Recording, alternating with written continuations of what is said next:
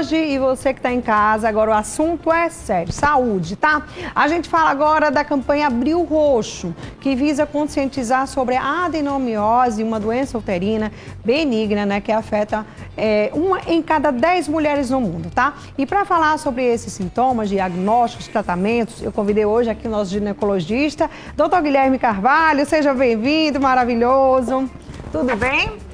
Tudo jóia. Estou aqui com a convidada hoje, viu? Com a Dandara também, que está junto conosco. Dandara, se tiver alguma dúvida, Dandara, tu pergunta. Não sei se tu tá com o microfone ainda. Ótimo, então fica aí. Explica pra gente, doutor, o que é a adenomiose e como é que ela afeta nós mulheres. Muito importante a gente conversar sobre esse tema, porque a adenomiose, como você disse na abertura, é uma doença extremamente comum, né? 1 a cada 10 mulheres tem essa doença e acredite, esse número ele é ainda até maior. Por quê? Porque aproximadamente 35 a 50% das mulheres com adenomiose, elas podem não ter sintomas.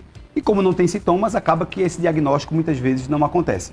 O grande problema é aquelas que têm sintoma e muitas vezes sintomas muito exuberantes.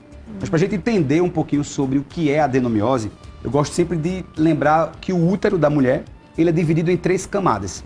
E a camada mais interna do útero é o endométrio. Então, fazendo uma analogia como um coco. O endométrio é aquela laminha branca do coco. Então, esse endométrio, ele todo mês ele cresce.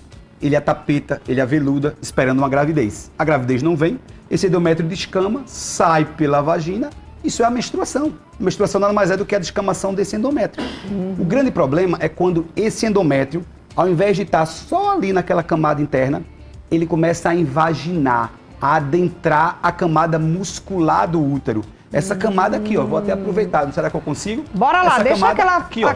Essa Pronto, foto tá melhor ou outra? A outra estava ainda melhor. Pronto, pode passar aquela outra que você estava. Passa a próxima foto, aquela outra que tinha os nomezinhos. Pronto, esse perfeito. aí tá melhor. Então o endométrio é essa camada mais interna do útero. Certo. Quando esse endométrio, ele invagina, ele adentra essa camada muscular do útero, que é esse rosinha mais claro, quando ele adentra isso aqui, forma-se a adenomiose. Lembra de uma doença irmã da adenomiose, que é a endometriose? A endometriose é quando esse tecido endometrial se implanta fora do útero. Aí vai ter implante no ovário, na trompa, no intestino, no reto. Isso é endometriose.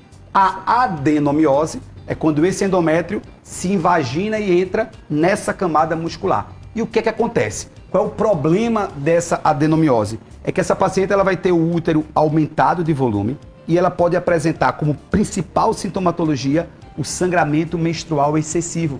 Porque esse útero ele perde a capacidade de se contrair corretamente e essa paciente às vezes passa ali 10 dias menstruada, 12 dias menstruada. Então se você tem um fluxo menstrual intenso, associado à cólica no período menstrual, muitas vezes um fluxo com saída de coágulo, passa ali 10, 12 dias, uma das principais causas é essa doença, a adenomiose. Então, o sintoma, tipo, a gente já sente cólicas. Seria mais cólicas e esse sangramento?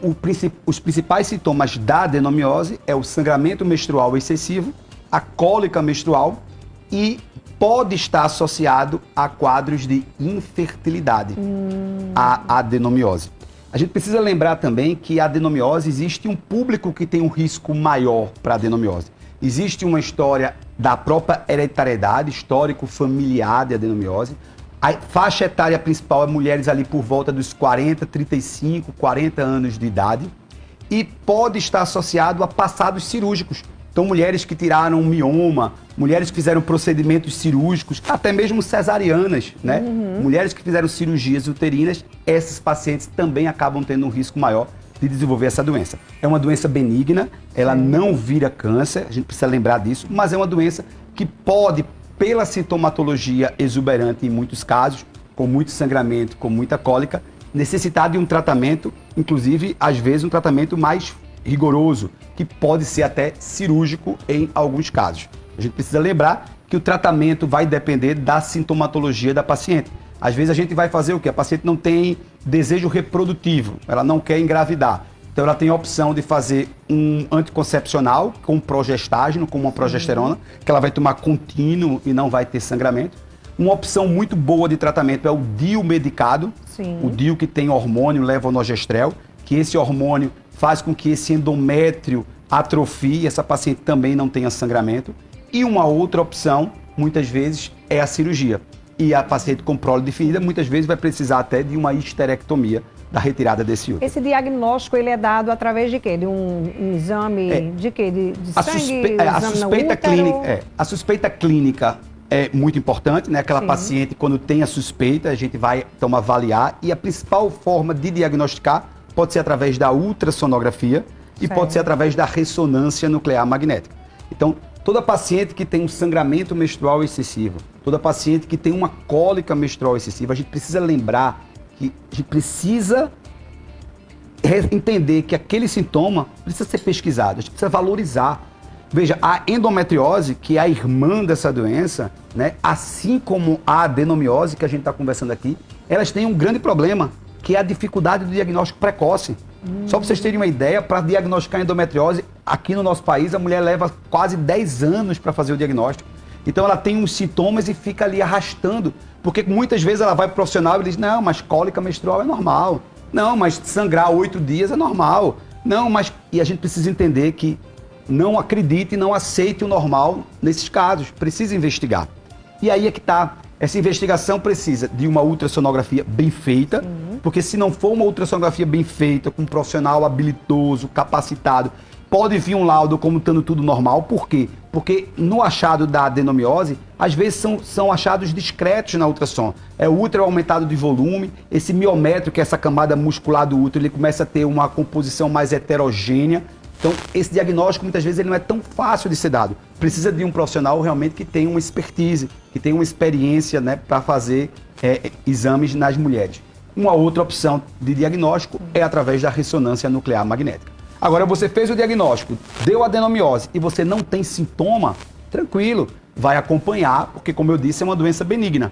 Agora, se você está diante do sintoma, precisa tratar. E esse tratamento precisa ser feito com muita seriedade, porque esses sintomas eles vão aumentando. Tem pacientes hoje com anemia grave, paciente tendo sangramentos menstruais excessivos e que a gente precisa, de fato, fazer um tratamento para melhorar a qualidade de vida dessa paciente. Esse exame seria a ultrassom do abdômen ou trans? É a ultrassonografia endovaginal, a transvaginal, a endovaginal. Né? Isso. Pode ser confundindo, então, a adenomiose com a outra? Com a endometriose. A endometriose. Elas são irmãs, elas são bem porque parecidas. na própria fisiopatologia é muito semelhante. A endometriose é implante de tecido endometrial fora do útero, certo. E a adenomiose é implante de tecido endometrial na camada muscular do útero, né? Invadindo o útero.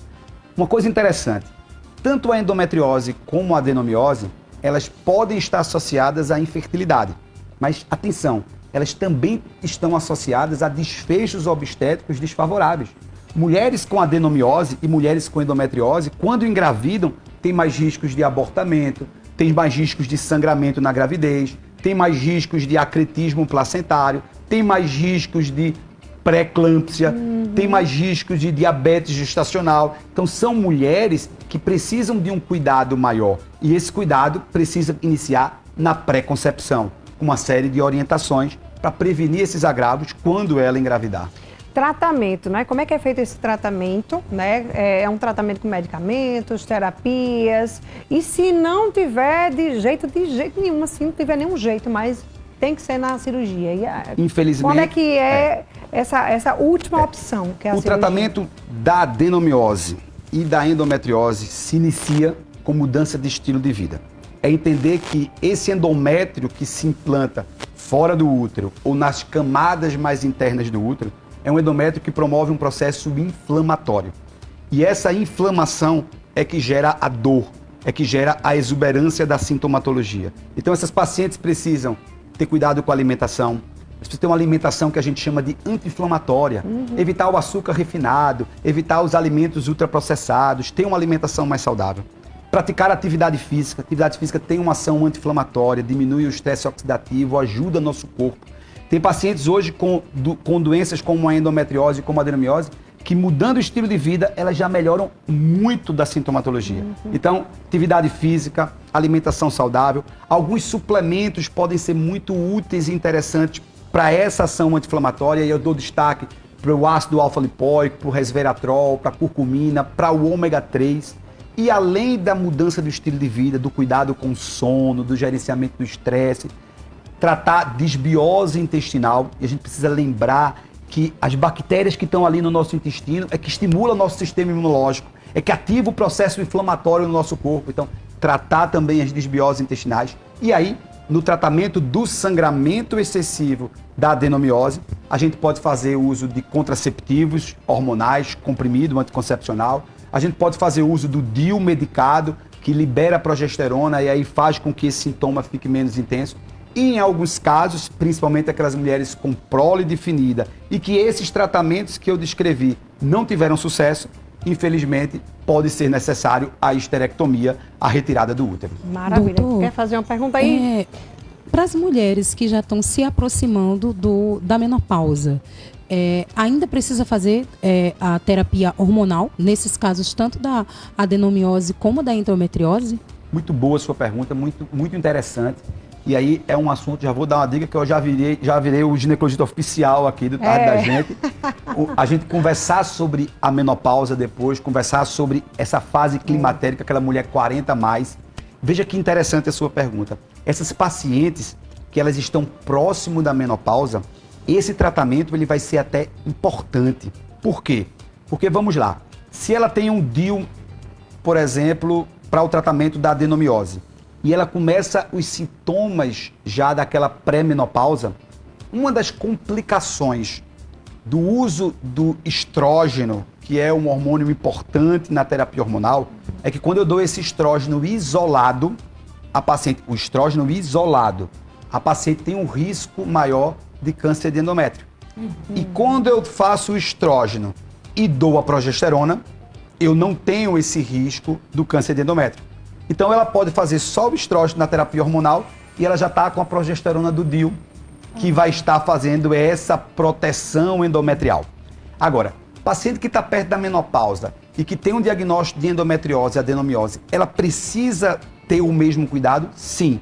Enquanto ela está menstruando, esses sintomas eles vão continuar sendo muito evidentes, muito intensos. Então é fundamental que o tratamento ele continue com a mesma seriedade, com o mesmo compromisso. Eu só aproveitei a pergunta para lembrar que esse tratamento pode, inclusive, nos ajudar lá na frente, quando você precisar e se precisar da terapia hormonal para um tratamento de uma síndrome da menopausa, e a gente está aliando as duas coisas. Então vai ser bom que vai beneficiar as duas coisas. É verdade. Eu estou com o tempo corrido. Eu ainda tenho tempo aqui para fazer pelo menos a última pergunta. 1 minuto e meio, doutor, para a gente finalizar aqui. Eu conheço pessoas que tinham endometriose e engravidaram, né? A adenomiose também, essa doença, a pessoa ela pode, né, engravidar. Sim. Mas corre risco, o bebê corre risco. É muito importante, porque quando você recebe um diagnóstico, por exemplo, da endometriose, tem muito essa história de que endometriose e infertilidade. 80% das mulheres com endometriose conseguem engravidar, inclusive, espontaneamente, sem precisar fazer fertilização, sem precisar fazer tratamento de alta complexidade. Então, apesar dessas doenças terem uma associação com infertilidade, fazendo o tratamento, tendo os cuidados, você vai conseguir engravidar sim e ter uma gravidez saudável. O que a gente precisa é alertar a necessidade de fazer um bom acompanhamento, de ter todo um cuidado, e esse cuidado para quem quer engravidar começa na pré-concepção. Tenho endometriose e quero engravidar. Ótimo, mas não é só tratar a endometriose para engravidar. É tratar a endometriose para engravidar e ter um bebê saudável. Porque você não quer um beta positivo, você quer um bebê saudável em casa. E há uma diferença grande nisso, né? Maravilha, muito bom aqui a nossa aula de hoje, né? Muito bom, doutor Guilherme, quero agradecer a sua participação aqui no nosso programa. Muito obrigada, volte mais vezes, viu? A gente muito obrigado, adora. É sempre uma honra muito grande e agora compartilhando com essa grande artista. É isso aí, Dandara, muito obrigada a você também por ter participado do nosso programa. Boa sorte aí no show, né? Neste sabadinho aí. Ai, gente, muito obrigada por tudo. Quero mandar um beijo aí pro povo de Mangabeira, um beijo a Liz e a todo mundo que está nos assistindo e lembrar que nesse sábado, 12h30, tem Sabadinho Bom. Isso aí, gente. Tchau vocês, beijo grande, até amanhã. Tchau, tchau.